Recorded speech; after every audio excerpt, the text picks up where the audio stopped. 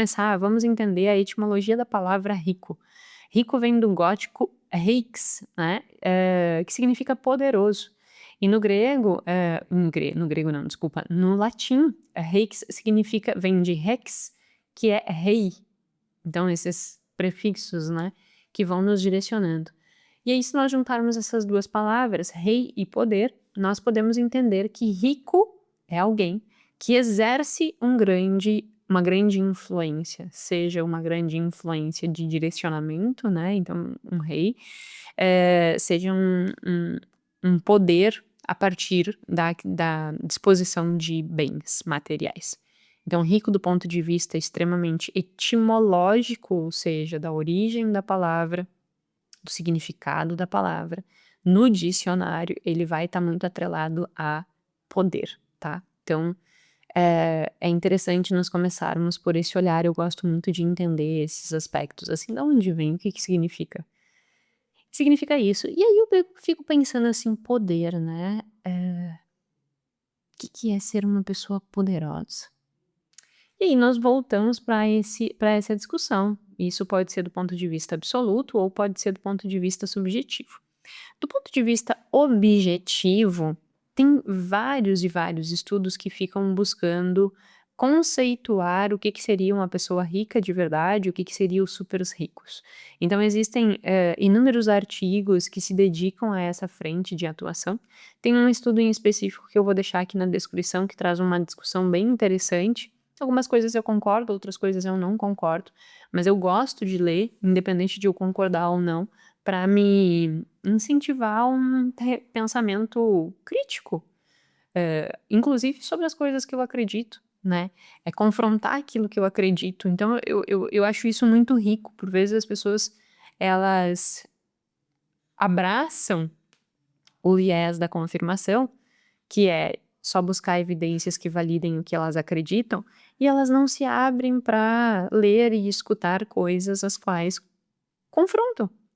E eu acho que escutar coisas que nos confrontam é um exercício de desenvolvimento, é um exercício de amadurecimento, é um exercício de colocar, à prova também, né, aquilo que tu acredita, porque daqui a pouco o que tu acredita não é o que tu deveria estar acreditando.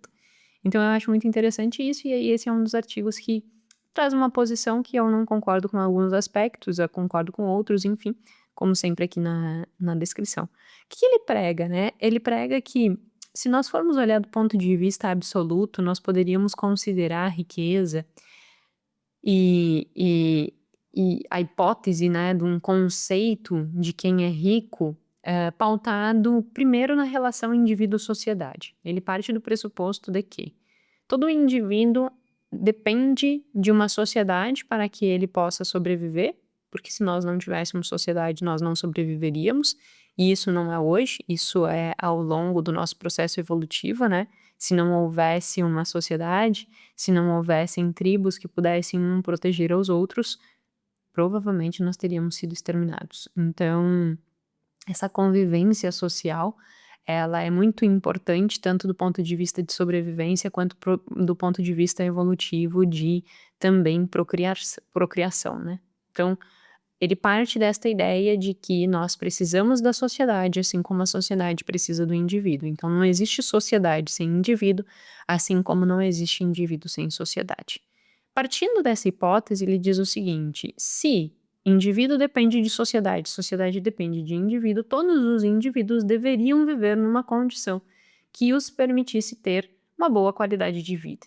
E aí ele constitui o conceito de riqueza pautado na ideia de que, pense numa pirâmide, a base da pirâmide deveria ser as necessidades básicas, e aí existe diversos conflitos conceituais, porque o que que é básico, né? Então depende do ponto de referência, depende do contexto, depende da sociedade, depende da cultura. Pode ser que seja básico para nós brasileiros comer carne, em outros lugares do mundo isso não é básico, então como é que eu posso dizer que o que vale para cá vale para lá? Então é bem complexo isso, sabe? Às vezes as pessoas tentam dar respostas simplórias para coisas muito complexas e no final das contas nós não temos respostas para muitas das coisas. E a questão que ele discute no artigo é uma das coisas que a gente não tem grandes respostas, né? Porque a questão que ele discute no artigo é essa. O que é riqueza? Então, ele parte dessa base, e aí ele diz que em determinado ponto desta pirâmide, todo mundo deveria estar no miolo dessa pirâmide, porque quem ultrapassa um nível que ele chama de afluência de renda, essa pessoa já está tendo mais do que necessitaria para ter qualidade de vida, então que isso deveria ser redistribuído para a base, para que não ficasse ninguém na base e todo mundo ficasse no miolo.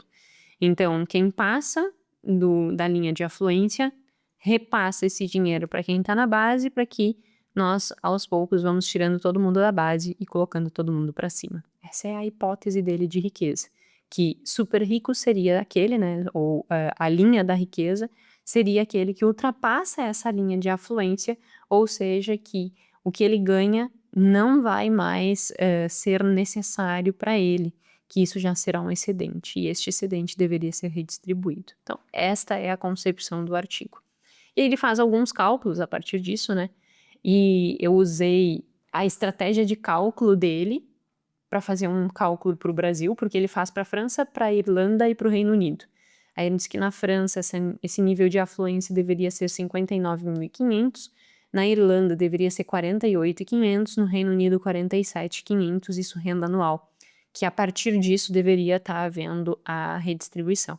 No Brasil, fazendo o mesmo cálculo, nós ficaríamos em algo em torno de 67 mil, que daria 5.500 por mês para todos. E aí, com isso, nós não teríamos ninguém na linha, né, abaixo da linha de satisfação das necessidades.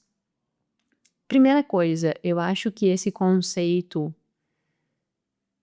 ele até parece bonito do ponto de vista ideológico, mas do ponto de vista prático não comporta. Por que não comporta? Porque eu, Jéssica, eu ganho hoje mais do que 5.500 por mês.